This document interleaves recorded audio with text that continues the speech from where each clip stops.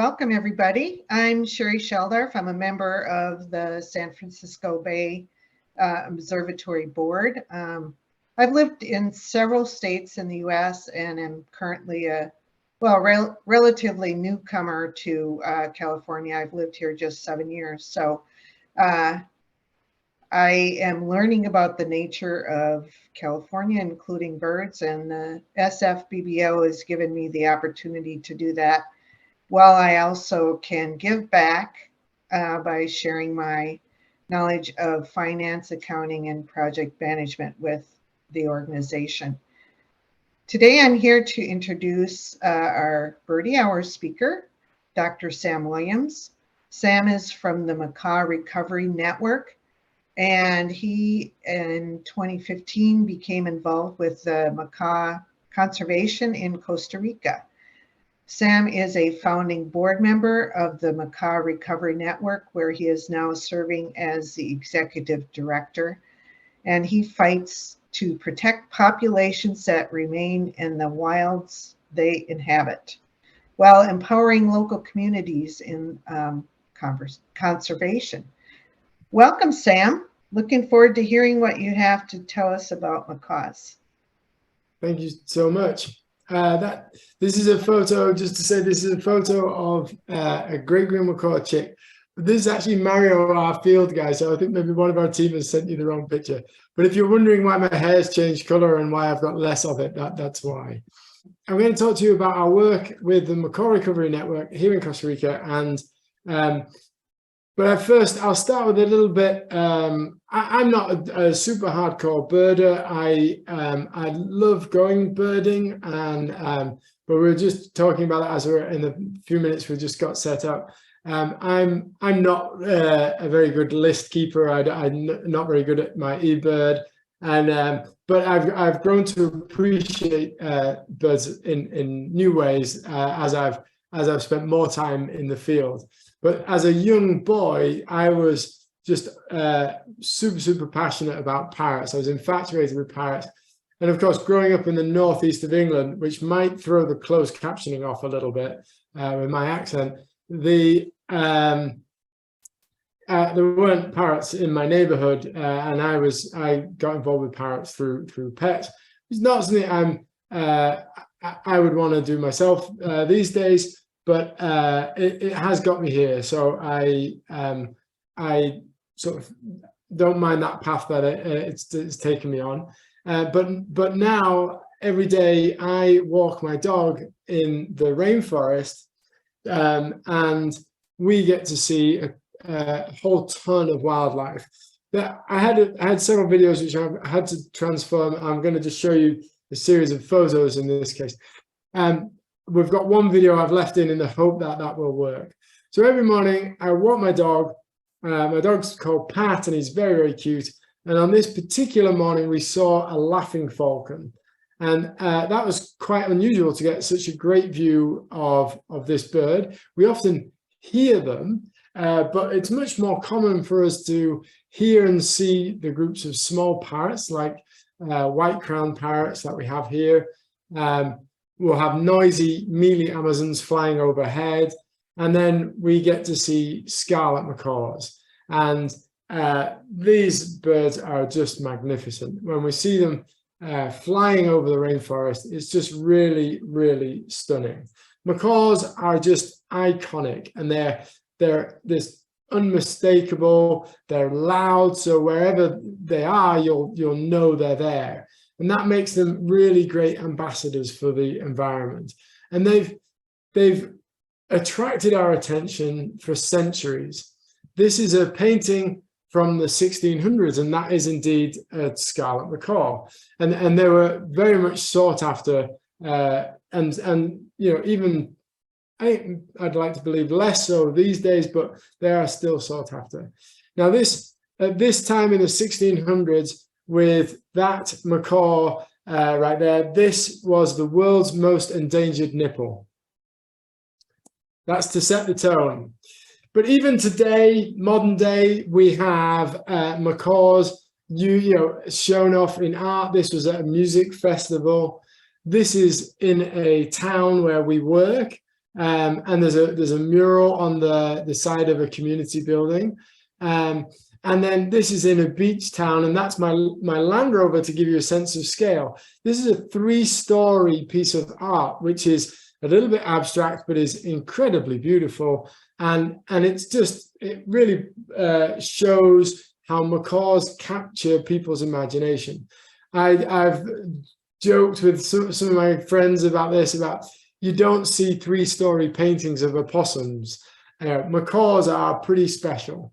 And I imagine you think that I'm going to just talk about macaws today, but when we are working to conserve the macaws, we're working to conserve the whole rainforest environment. And this is just one area, this incredible gorge, but in the area where the Great Green Macaw breeds, it's one of them, there's a particular reserve, and it's one of the best studied rainforests in the world. And they've recorded 520 or 530 bird species in this one location. And it's just really incredible that you have that diversity.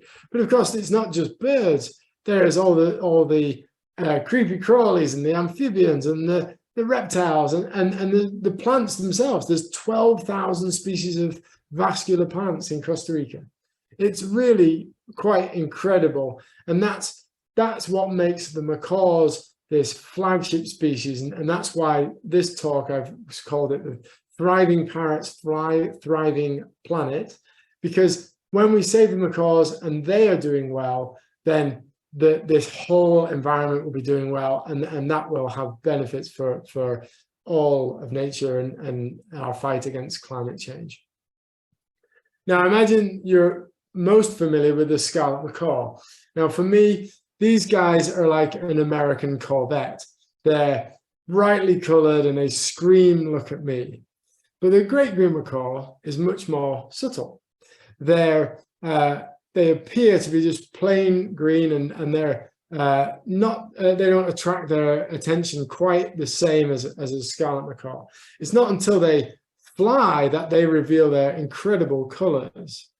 They're a little bit more classy, like a British Aston Martin. We're also working with the yellow-naped Amazon parrot.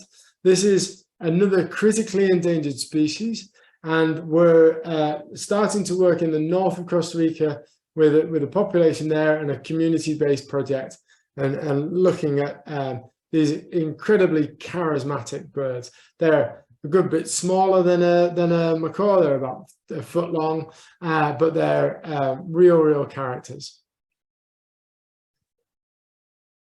Now, as well as working with the birds directly, we work with trees. This, again, you'll see my Land Rover makes a cameo appearance. What you might not have immediately noticed is the lady in the tree. We climb to the macaw nests, and the macaws are dependent on trees to nest in. So we're working with the birds directly, we're working with the trees, but we also work with the people. There's no point working with the birds and increasing their numbers and bringing them back from the edge of extinction if we're not giving them somewhere to live. And there's no point fixing the habitat if we're not looking to safeguard that into the future by working with the community. So that's what we do. And these are a group of women who are at one of our partner organizations, Native Plant Nursery.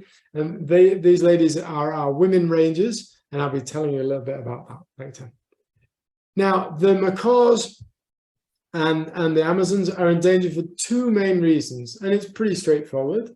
The loss of habitat, which particularly in Costa Rica was driven by the expansion of the fast food industry in North America from around the 1950s. Forest that's cleared for cattle pasture just cannot possibly hold the same biodiversity and offer the native species the resources that they need, whether that's food resources or somewhere to live. When you look at this area on the left of the photo, you've got good intact forest. You can imagine there's a wealth of diversity there. But in these areas where it's cleared for pasture, so in some areas it's just completely cleared, but there are still a few trees here. But it's very obvious that cannot sustain as much wildlife as the intact forest. Now, forest is cleared for pasture, but even today, there is logging, even in Costa Rica, which is considered the safest and most stable of the Latin American countries. I took this photo a couple of years ago, and it turned out that this was an illegal collection of logs. There is still some legal logging, not all the trees are protected, but in this case, these trees were in fact illegally harvested, and this photo was actually used as evidence in the case that they brought against the loggers. We hear chainsaws all the time, and there is still forest loss going on. So it is a problem and something we need to work on. More recently, there's been a large expansion of pineapple cultivation, and that is more alarming for us. There are of the pineapples, all pineapples entering the United States are imported. There's very little production in Hawaii, to my knowledge. And of the data that I've been able to find, of the pineapples being imported into the United States, 84% come from Costa Rica. So it's really incredible. You can directly link your actions if you're a lover of pina colada with the conservation of the Great Green Macaws. This is a photo of the breeding area. This is where our team are based, just up at the ends of these fields here. We're trying to secure land on these hills and on the back right here. This is Great Green Macaw habitat. It's very, very simple. The other problem that faces the parrots is that they are so incredibly beautiful and charismatic. And so they're very, very sought after. And people will collect the chicks, and with parrots using nest cavities, the poachers can go back to the same cavity year after year and collect chicks. And those chicks end up in really terrible conditions. They're incredibly charismatic birds. We know that parrots are vastly intelligent. They're comparable to the great apes, dolphins, and even elephants in terms of their social structures. They're very social birds. And here we have a bird in isolation, in lacking any stimulation, total deprivation chamber. Basically, it's really tragic for birds in Central America to be caught and put in cages. And so these two factors, the loss of habitat and the collection for the pet trade, are really serious concerns. The Great Green Macaw is threatened more by the loss of habitat. They're not very common in aviculture in North America or in Europe, and the scarlet macaw was much more favored as a trophy pet bird. There are a few, but not very many. But the Great Green Macaw is considered critically endangered. It's estimated there's around 1,000 left in the world. So they're on the very edge of extinction, and they're also a long-lived, slow producing bird, a bird with a slow life history. So they might only produce one chick in a given year, and so it's really going to be a slow recovery. And when Columbus arrived in the Caribbean, I think it was 1492, he said that parrots were so numerous they darkened the skies. And that's what I'm really hoping for. I'm hoping that when you come down to Costa Rica and visit, you will see so many parrots that you can say that they darken the skies. I think that would be a really wonderful achievement. This photo, I took this photo just 2 months ago at our, actually not even that, at our annual Great Green Macaw census. We track the number of birds in order to know how those populations are doing and how effective our work is, because over time we hope to see a positive trend there and we see those numbers increase.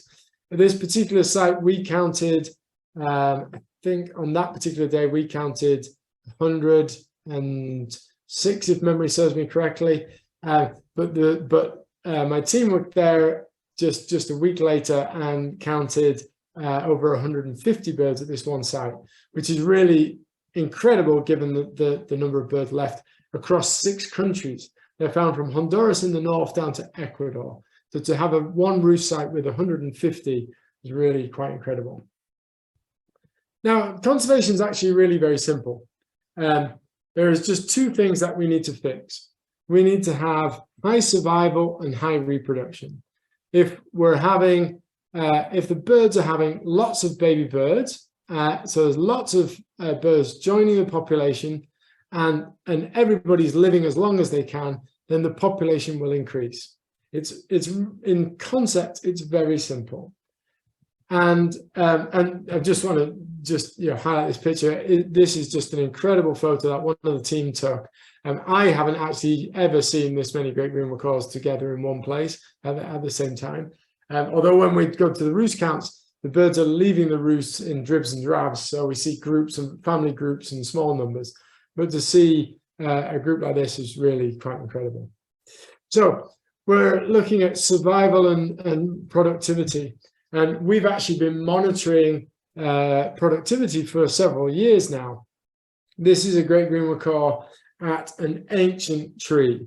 And if you think about this, the great green macaw with its tail is over 3 feet long. This nest tree is just phenomenal. It's this huge tree, and you can actually climb inside it, which is really quite incredible. So overall, we've seen that the productivity is actually very high. The pairs that we monitor about 30 pairs in nest trees across the north of Costa Rica, and they are producing offspring. And generally speaking, they don't have any major issues there. But this year we got a phone call, and it was a nest tree that we weren't actually monitoring, and it had fallen over. So this came sort of as mixed news for us, because on one hand, it was great that the community knew who to call. We didn't know these people, we didn't know the nest tree, but they knew of our work. But it was sad because one of the parents had died in the accident. But the chick actually survived and was unharmed. And despite this, for some reason, the team named this bird Stitch. You can tell this is a young bird because the tail is quite short. And you can see the features on the face are very soft, and it's fluffing up its feathers and looking very vulnerable, as chicks tend to do. Now, Stitch was very fortunate because nearby there was another nest with a single chick in it of very similar age. So we took Stitch and fostered it into the other nest, and Stitch fledged. And we know Stitch fledged because we're putting trackers on the birds in order to determine their survival. So Stitch was one of the birds that got a tracker, and we've been able to follow him. And this photo was taken 2 weeks after fledging. And I'm pleased to say that Noalia has been out tracking and has found Stitch again after 5, I think it's now 5, maybe 6 months after fledging. So survival for a small number of these. So we've put collars on 10 birds, and there's 4 birds, one of which is Stitch, that we've relocated. But there's 6 birds that we haven't, or until actually this week, we hadn't. But Noalia is out and going back to nest sites of the birds that were given the transmitters. And she's actually seen one of the chicks from last year returning to the nest with the parents, which often we do see that.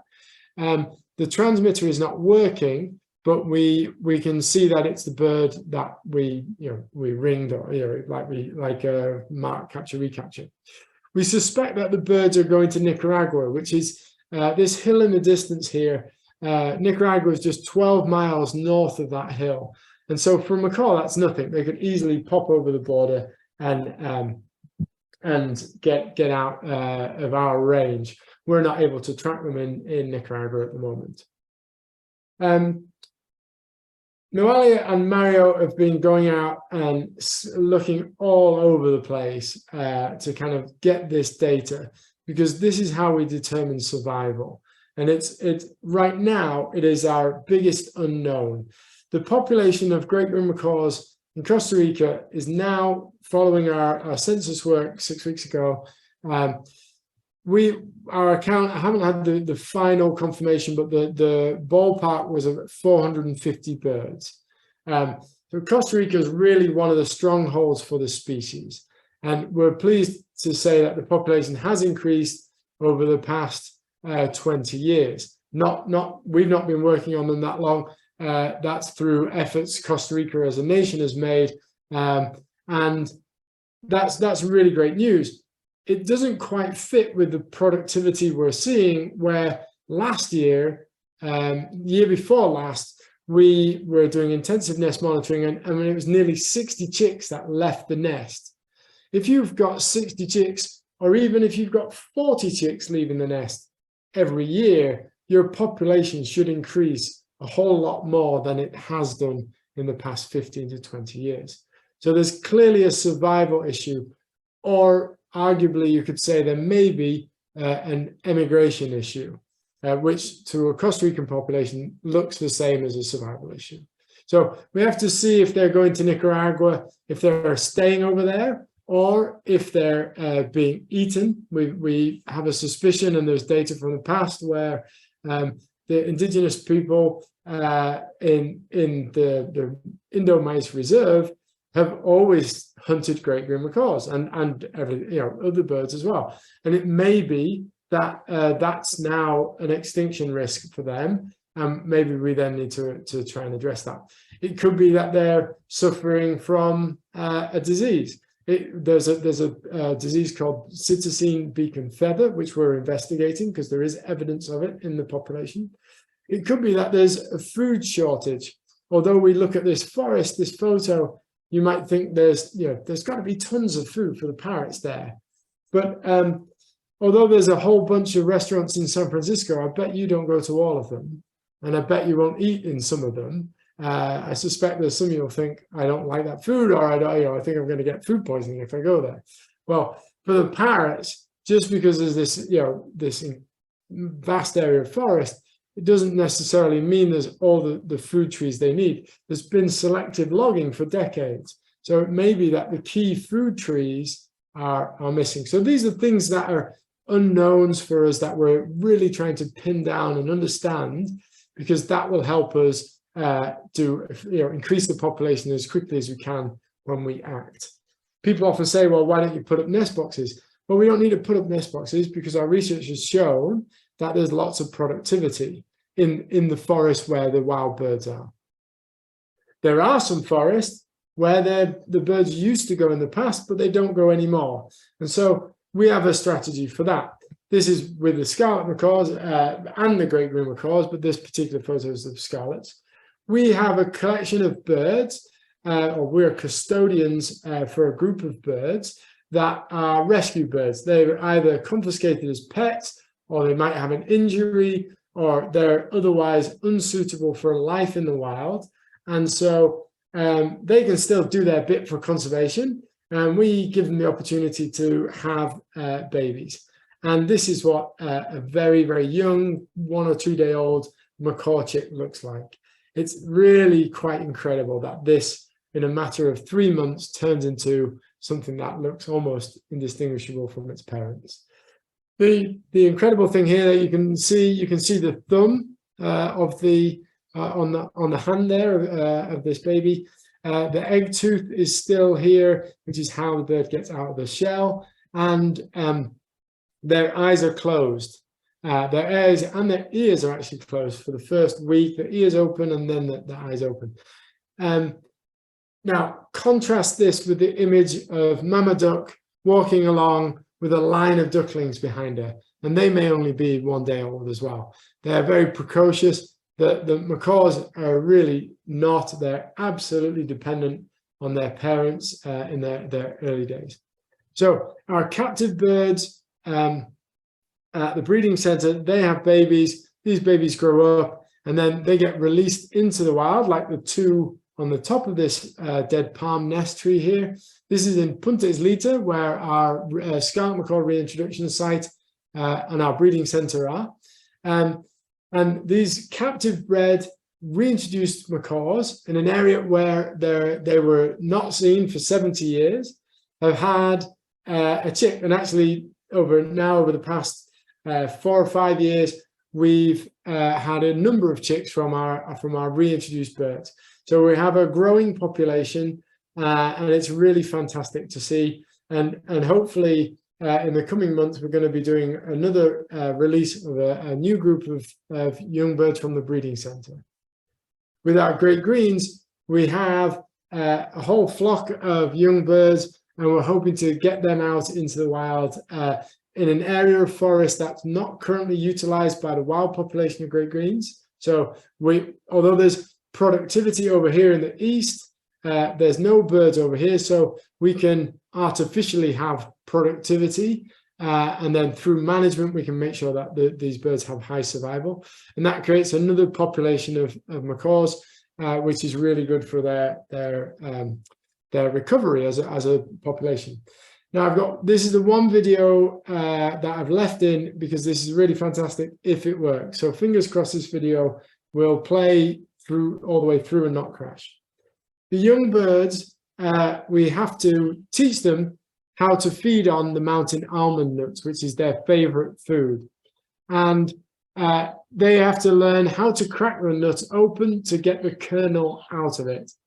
And it's really quite a challenging thing for a young bird because these nuts are extremely tough. They're so tough that scarlet macaws with their puny beaks can't open these, but the Great Green Macaw has a really massive structure, and it can puzzle its way through and learn how to crack it. And it takes all their strength. And if it's hard on your own, it's really impossible when somebody else is trying to steal your nut. And this guy's really quite relentless.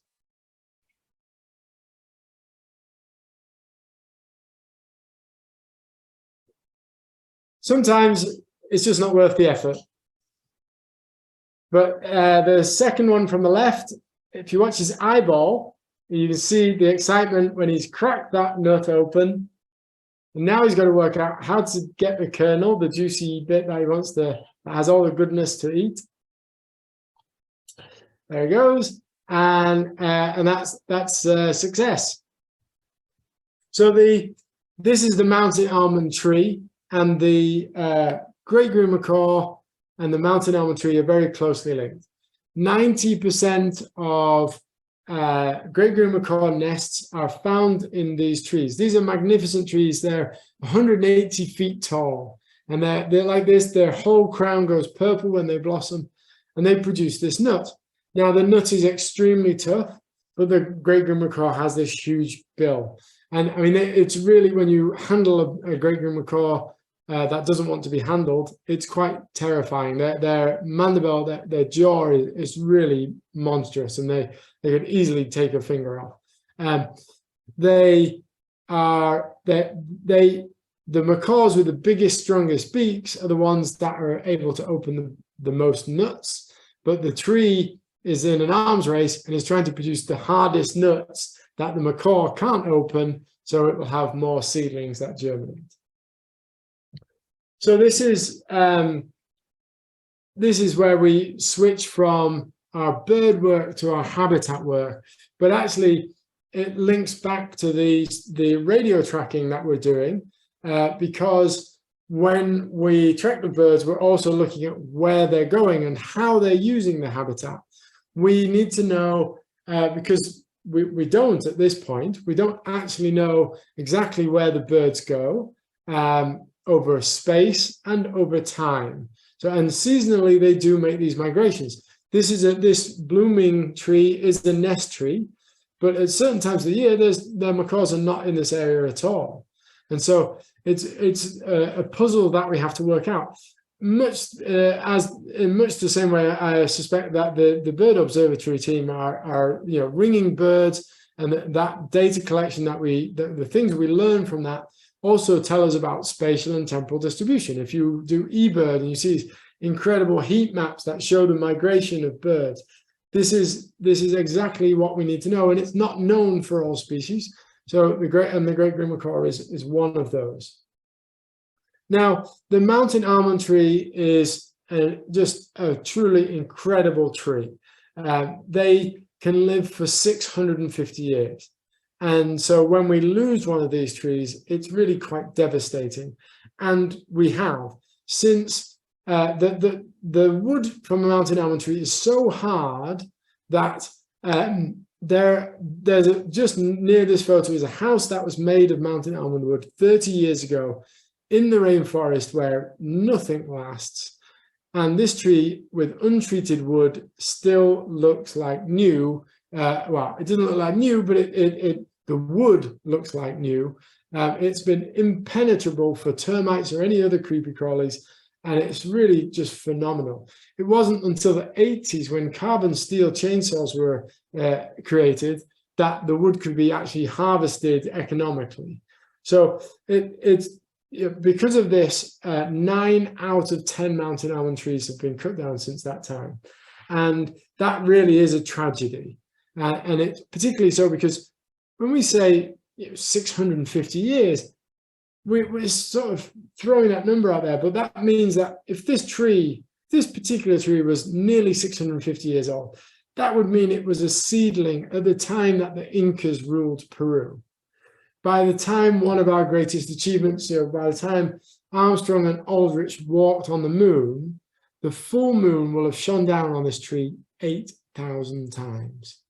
It's just phenomenal. We're stuck in our human perspective of, 70 or 80 years is a good innings, 100's really quite incredible. Well, mountain almond tree is just, multiples of that. The rainforest is made up of ancient trees, and I really want to protect it. This was a lovely drone shot over the forest that unfortunately we're not going to see that video. I'm really, we've actually just had a setback where we were trying to secure some land, and we had a grant application in, and everything seemed to indicate we were going to be successful, but we got turned down at the last hurdle, if you like. I am really motivated to protect forest for the macaws and all the other biodiversity in there, and not only that, but as a part of mitigating the climate crisis. For sure, it's only a small drop in the ocean, but it's something, and this forest is really important. To safeguard that future, that's where we need to work with the community. And in this area in the very far north of Costa Rica, it's one of the poorest regions of the country, and there's a very low social development index. This is how this family, they cook their food on an open fire. There's, I think there's lots of challenges with respiratory diseases because of all the smoke. It's really basic living, and it's not uncommon in this area. We wanted to help the community in this area, and women in particular suffer from sort of this the challenges here. So we created the Women Rangers program, and the initial part of this work was to go out and monitor great green macaw nests. We were struggling because we didn't have volunteers during COVID. Nobody was traveling. These ladies, many of them lost their jobs working as maids or cooks in hotels. And so we were able to bring these two things together and get these ladies out into the field. And I really love getting women that are not used to this in an area where it's really the men's work. And I love sticking it to the guys and having these women go out and do field work. It was really wonderful to see. And it was really fantastic because what came from that was the women came back to Pamela, who leads this work, and said, we want to plant trees for the macaws. And that's just dreamy when the community you're working with tell you the very thing you want them to do. Like we want to go there with the community, but they actually got to us first and said, we want to do this. It was just remarkable. So we were doing some reforestation events and getting this started. But what we've now done is we've secured this plot of land from the local government, and we've developed a native plant nursery that the women rangers manage, and they've called it Casa del Titor, the house of the Titor tree, because Titor is, we think, the second most important tree for the Great Green Macaw. And so this is right in the heart of the local village, and the women on the left wearing the dark green t-shirts, mostly on the left, those are the women rangers. And this was the inauguration, and they've now got, I think they've got over 2,500 trees in the nursery now. And it's really fantastic. And it's these 6 women that are doing it. Now, that's what we started with the nest monitoring. We've gone to the tree propagation, and now 2 of the ladies wanted to get into local schools and do environmental education. And so we've supported them in doing that. And actually, we've been doing this now for nearly a year. And just a few weeks ago, Gendry on the left here told Pamela that it had always been her dream to be a teacher. She hadn't had those opportunities because where she was growing up, she couldn't afford to go to university, although she aspired to. And it's through the Women Rangers program and the training that Pamela's been able to offer that she is now able to realize her dreams and give something back to the local kids. And this is really fantastic. Obviously, I have no place going to a local school and talking to kids. I'm a gringo as far as they're concerned. Technically, I'm not, because I'm British, not American, but I say I'm a gringo. Pamela lives in the Central Valley. She's not even local to these local kids, but to have women like Gendry and Maria Elena going into schools is really, really fantastic. Now, I did have a video with an interview with Gendry, and it was a really lovely interview where she talks about the importance of the project for her. I could say anything now, of course, but I promise you that is what she said. And also she talked about, we asked her what did she see as the future and what did she see they needed.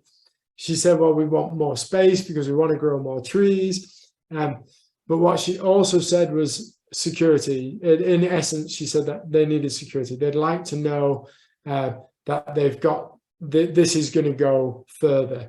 Lots of local communities in rural areas have seen nonprofits come and go. And we really want to be there and staying there and helping these women and seeing them develop as professionals and to lead conservation into the future. Gendry and Marilena are in their 20s. They're young ladies, and it's really exciting to see their dedication. But they need to know that they've got a source of income more than 6 months out, and these are women that are now the breadwinners in their family, and they've got kids at home. So that's something that we're hoping to be able to say, well, we've got this program covered. It's not just 1 grand. We're going to be able to raise support for that. Now, at this time, it costs us $6,000 a year to sponsor one of these women. If you're in a position to contribute to that, that would be really something that would make a huge difference for these women and for conservation. This is Gendry and Marilena again in the nursery. The work that they do is really inspiring for me, and when I go there, it's just amazing to see them do that. I've grown trees. I was working on the island of Bonaire before, Costa Rica, and I started a whole native plant nursery myself. It wasn't nearly as intimidating as the breadth of different species in Costa Rica. But it's really just wonderful to see them. They love the work, and yeah, it's always a pleasure to go and have an afternoon in the nursery. Now, this is another video. This is me having my coffee before I walk Pat. This was Pat when he was a younger lad.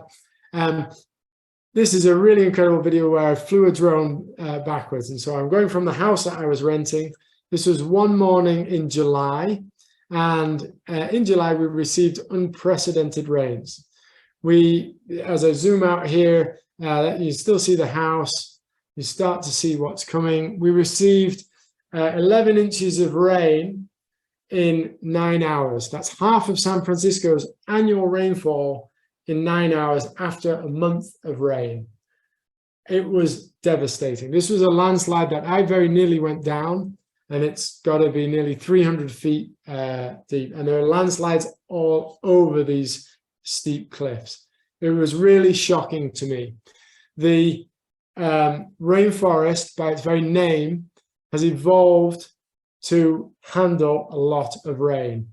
And yet we were seeing the steep slopes that were forested unable to hold on. The roots from the trees that were on these slopes, these are not eroded slopes. This was not a cattle pasture or a cleared hill. This was forest, and these steep slopes, those roots couldn't bind the soil together. The inundation of the water led to these landslides. These are on the steepest cliffs right now, but if this continues, it could get worse. And for sure, I don't imagine that these cliffs are going to recover. The rainfall, by the time grasses and the pioneer plants have regained a foothold, there'll be another inundation of rain, whether that's another El Nino cycle or whatever it is. I don't think there'll be trees back on these slopes. And so what we're seeing is the start of ecosystem collapse. This is terrifying. I thought in the rainforest would be safe, stupidly. I don't know what I was thinking, but this is, it scares the living daylights out of me, because if this continues, it's not going to be just the steepest slopes. It's going to be the more gradient slopes. And then what? It's just going to be that the changes that we see in the climate are going to be so profound, we're going to lose the whole ecosystem. It doesn't have to be this way. Just as I've worked, my first experience working in conservation was working with the echo parakeet on the island of Mauritius. There were 12 birds. There's now hundreds of these birds, because it's possible, just as we can make things spiral downwards, we can turn things around and bring them back. We can restore forests. And when we do that, we benefit the birds and we benefit ourselves. We can protect the forest that remains with magnificent mountain almond trees like this. There are things we can do to turn this around. And so I still believe there is hope. That's why I'm still here. That's why my team are still here. And I am absolutely convinced with the resources to do it, conservation can happen. We know what to do. It's just a matter of getting it done. It's an incredible journey. It's a journey that I am very dedicated to, as are my team. And I hope you'll join us on that journey, and you'll follow us through social media and through our website and our newsletters and things like that. Please take a look at our website. There's a donation button on there, which I'd encourage you to have a look at. And it's wonderful to have your attention this evening. And thank you for letting me tell you a little bit about the Macaw Recovery Network. Thank you. Awesome. Thank you so much. That was a really, really wonderful talk. And I just want to thank you, not just for the talk itself, but also for all of the work that you and the Macaw Recovery Network are doing to help protect these amazing, beautiful, charismatic, intelligent birds, and for engaging the community as well. It was really, really wonderful to see all of that. And I just have to say, I am really glad that the video that you did keep in worked, because that was delightful. I was smiling ear to ear the whole time. And I guess for the videos that you couldn't include, is there anywhere that we can watch them online, perhaps? Yeah, we'll get that sorted. We'll get them on our YouTube, and then I'll show you.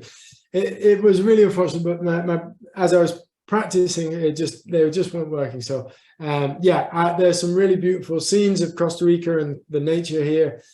So yeah, I'll make sure I'll get those up online. I'll do a shameless plug on the Parrot Man Sam is my Instagram, and the drone video of the landslide is on there, and another one about the landslides. So if you want to look at Parrot Man Sam, that's where I'm at. Please connect. Yeah, I'll be sure to look that up and send that out to everybody. So we do have a couple of questions that we can get to in the chat here, and we have some time for that. So the first question is, are Great Green Macaws the same species that is known as the military macaw? No, they are not, although they look very, very similar. And actually, I think the military macaw is interesting because they're found in Mexico and down in Bolivia as well, but completely different. And so you would think, and you look at that in a sort of biogeographical context, you would think they're all from the same line. It's just that the ones at the north and south got a bit smaller. But actually, the military split from the Great Green way back, and then the military has then evolved subspecies in these different areas. The ones in Mexico look very, very, very similar to Great Greens, but the ones particularly in the south are quite a bit smaller. Oh, okay, good to know. Yeah. And then another question is the pet trade slowing down? Certainly here in Costa Rica, there are very few cases of scarlet macaws in captivity. And the Great Green Macaw was never that popular. I think there is almost no Great Green Macaws as pets. Scarlet macaws, there may be one or two left, but they are protected by law. And although the enforcement of the law is not that great, it's pretty hard to keep a macaw quiet. And so macaws in particular have the authorities get a bit picky about those. Amazon parrots, where they can, they try to enforce that. Parakeets are it's impossible for the authorities to enforce that. There is a parakeet that recently got uplisted. I think it's the orange-fronted parakeet. That species suffers from the pet trade, and they recently got uplisted. So, yeah. Oh, sorry, but to expand on that, globally there's still some major issues. I think I need to be careful not to upset anybody, but if we have, I think Mexico and Asia are sort of sinks where wild birds are still being taken. There's major issues out of Africa, but less so, certainly not out of Costa Rica. Okay. And that does relate to the next question that we got, which was, do you do education locally about not keeping macaws as pets? We don't really need to for the macaws, but it will be something we do with yellow-naped Amazon parrots. They are by far the most numerous pet parrot, and I mean they're incredible talkers. There's a bird you can look up on YouTube, which is Groucho at Disney, and he can sing. I've met Groucho, and he can sing 7 different songs, and I mean it's not. It's an incredible rendition. So these are, I mean, it's not surprising that people see this and they have, want a parrot. They don't, parrots live an awful long time, and they're really dependent on one person. They pair. This romantic notion of macaws pairing is true. They don't, if one of the birds dies, they will repair, but they want this bond with one individual, and that alone makes pet parrots pretty tricky to keep happy. Education work is definitely something we want to do for the yellow-naped Amazon, but actually we're doing education work with the authorities because that's kind of more the stick than the carrot, but that's where we see we can have the most impact, is to educate them, and through that we can get education out into the community. There have been various initiatives in the past. Sorry, I'm giving rambling answers. No, not at all. I mean, that is such important work, so it's great to hear about. And then another question that we got is, so for people who are in Costa Rica, are there ways that they can help the Macaw Recovery Network? Do you have any volunteer days or anything like that? Volunteer days are pretty tough. When we do tree planting, reforestation, that's and we've got one coming up in 10 days. That's our easiest opportunity to get people involved. So we do try and put that out to the local community. One of the things we did eBird Lite, where everybody here is on WhatsApp. They're using that for messaging. And so we created a phone hotline, and if you had seen a Great Green Macaw, we asked that you'd send us a message, and people actually sent us stunning pictures. And we picked up a few new areas where, trying to understand where the birds are going. This was actually really helpful because the promotion of the hotline attracted attention and then got us some data. So that was a way that local community members were contributing. Oh, that's great. And then a follow-up question is, for those visiting Costa Rica, is it feasible to see Great Green Macaws on a day trip from San Jose? In certain times of the year, yes. Bird guides should know where to go. The standard of bird guiding here is pretty phenomenal.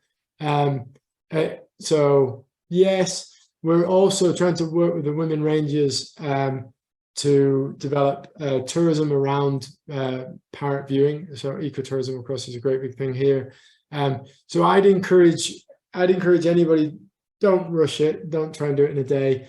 Go to Boca Tapada, and one of the lodges up there, and you will not be disappointed. It's just the rainforest is so rich.